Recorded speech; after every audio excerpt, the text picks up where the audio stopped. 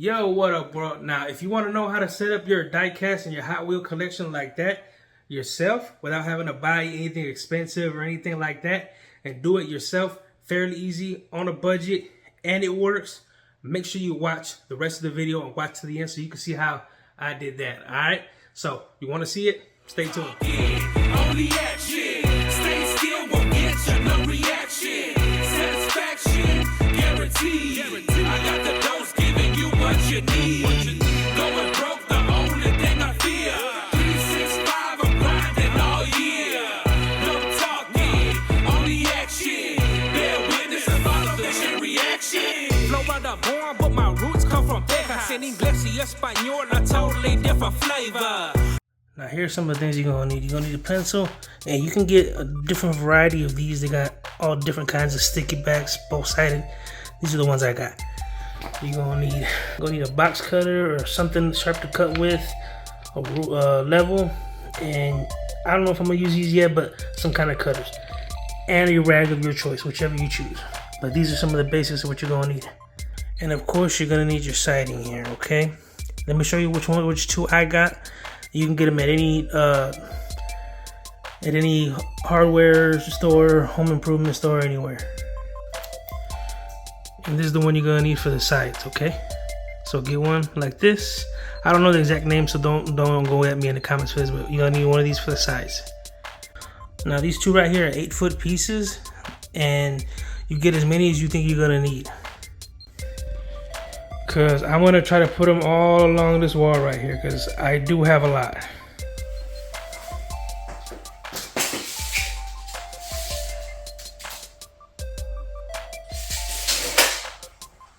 So it's 3 feet exactly, and that's what we're gonna go by. So let's go ahead and measure the wall from end to end to see how much we're working with, so we can center this whole piece, 8-foot piece, together and center it. Okay.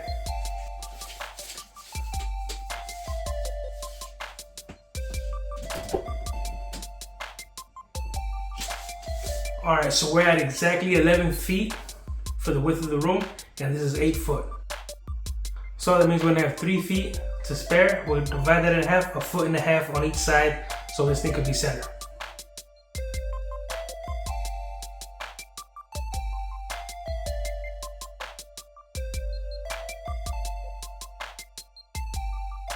Now, before we even get started with any of this, we need to wipe down the whole wall so we get all the dust, anything that may be on there that may prevent the sticking of the adhesive. So let's get to that. Now, as you can see right here, this is going to be the front. Okay, this is going to be the front, and it's going to be the back. Reason being, you have more space for the cars right there. Okay, so remember, long part in the back. And these are what the strips look like, right? Okay, they're the same front and back, so it doesn't really matter which side you use. And I got a 60 pack, so it depends on how many you get. Do not be stingy when you put them on the back of these, okay? Because you got about 8 feet of them. You got 8 feet of it, so you're gonna need a lot of these to make sure your cars don't fall off or anything like that. So the more, the better. Now, for when you use these, make sure once you stick them on, you let them set for an hour so they can stick real good, okay?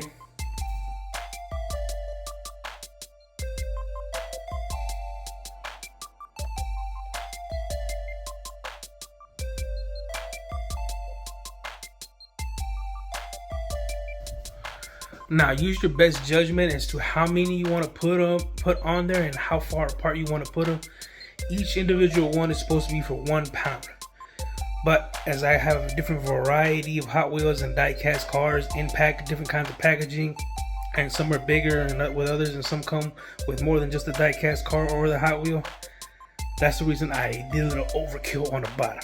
Okay, not gonna do it on the sides, but on the bottom, because it's gonna hold a lot of weight. And like I said, it's 8 foot worth of Hot Wheels. So use your best judgment for your own specified collection, okay?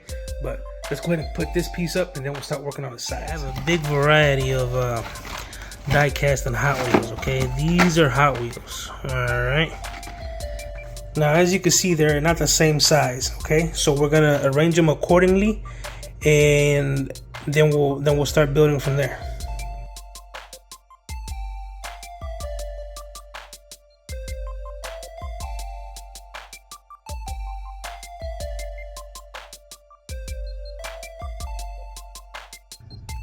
As we can see, just about level in the middle, which is all good.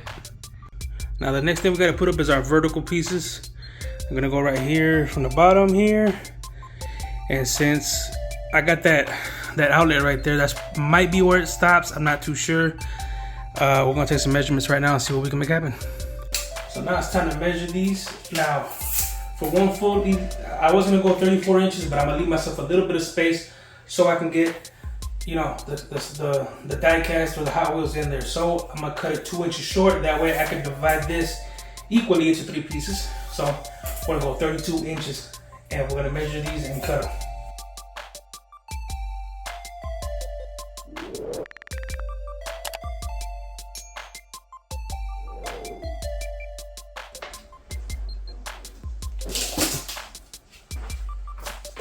Now we're gonna repeat the process that we did with the bottom one to these on the back. Make sure you clean them, stick them up, and let's get it going.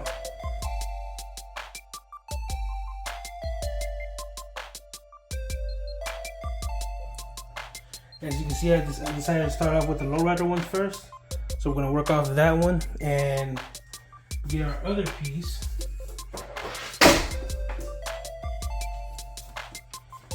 And follow right along right here. Boom. And that's how it's gonna go. So let's get all these sticky backs on here and then we'll go ahead and get it all the way up.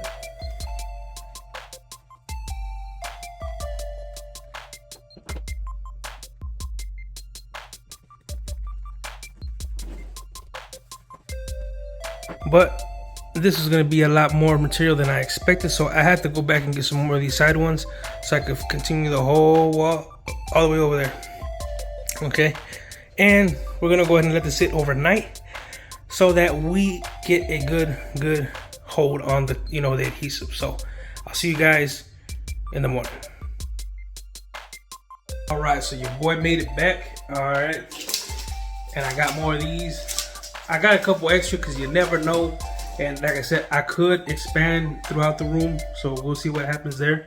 But let's get into it. Oh, and I also got some more of these because you never know. Like I said, if I run out of space here, I can always go through the rest of the wall, so these will always be handy for things of that sort.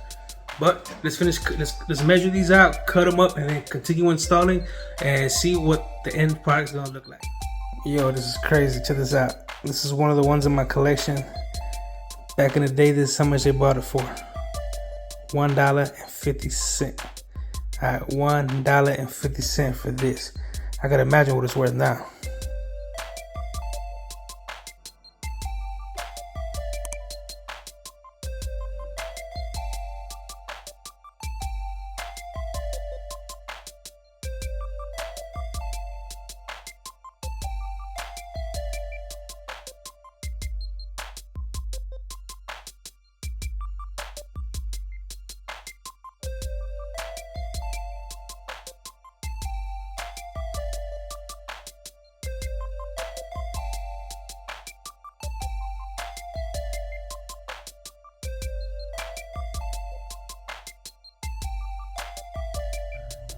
Yo, and we are done. This is just part of it. I still got a few more to put up. Yo, but this is how it came out. I will be doing a whole collection vlog soon. So make sure y'all stay tuned for that so you can see all the collection in detail. As you can still see, I still got more space over there, which will be filled up. So stay tuned. Now, if you like this video, you found it informative, and you think it'll help you out with your collection, make sure y'all drop me a like, subscribe to the channel. I am the One Man Click, you know what I'm saying? And this is how you, too, can set up a display for your Diecast and your Hot Wheels. So, appreciate y'all for watching, man. If there's any questions, always hit the comments. I'm always down to help you guys out with any questions I may have if there's something I didn't cover in the video, okay? So, appreciate y'all for watching, man. It's been another episode of One Man Click TV, and this is how to set up your Diecast Hot Wheels display.